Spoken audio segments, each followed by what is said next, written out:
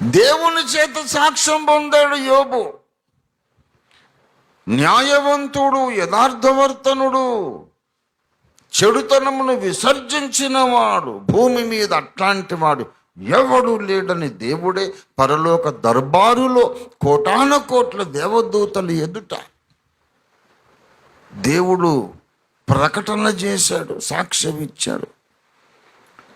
అంతటి పరిశుద్ధుడు తాను కూడా చెప్పాడు, నా యందు నాకు ఏ దోషము కానరాదు, నా ప్రవర్తన అంతటిలో నా హృదయము నన్ను నిందించదు. దేవుని దగ్గరికి వెళ్ళాల్సి వచ్చినప్పుడు నా అడుగుల లెక్క ఆయనకు చెప్తాను. రాజులాగా టీవీగా వెళ్తాను. దొంగ చూపులు, నేల చూపులు చూస్తూ దొంగోళ్ళలాగా రాను దేవుని సన్నిధికి, రాజులాగా వస్తా. అంత ధైర్యం ఉన్న మనిషి. దేవుడు కనపడగానే, అయ్యా నేను అయోగ్యుడను. ఎందుకు యోబు అయోగ్యుడివి? నువ్వు న్యాయవంతుడు కాదా? నీతిమంతుడు కాదా? యథార్థవంతుడివి కాదా?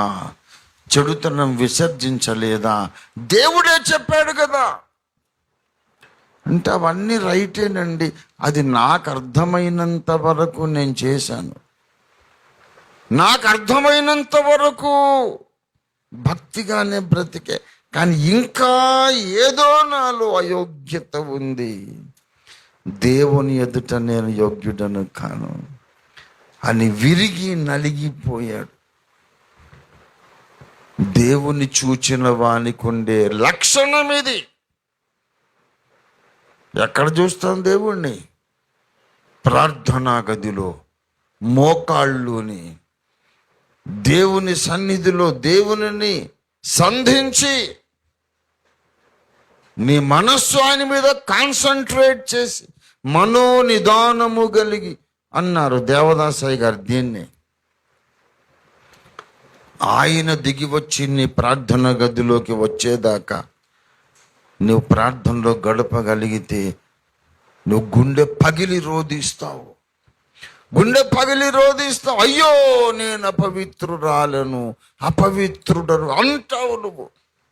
బయటకు వచ్చినాక ఎవరైనా వచ్చి ఫలానా సిస్టర్ సంగతి అట్లా కదా, ఫలానా బ్రదర్ ఇట, నోర్మల్, వాళ్ళ సంగతి వీళ్ళ సంగతి మనకెందుకు?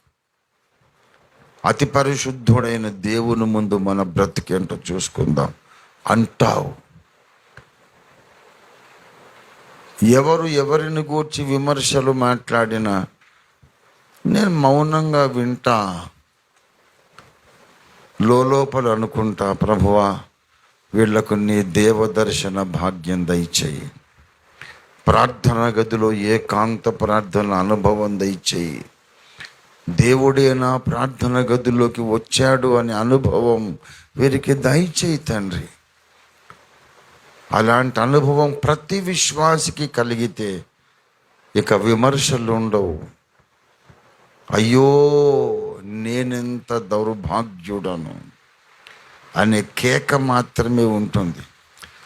పౌలు కేక పెట్టాడు, అయ్యో నేను దౌర్భాగ్యుడను. యెషయా కేక పెట్టాడు, నేను అపవిత్రుడను, అయ్యో నేను అపవిత్రుడను.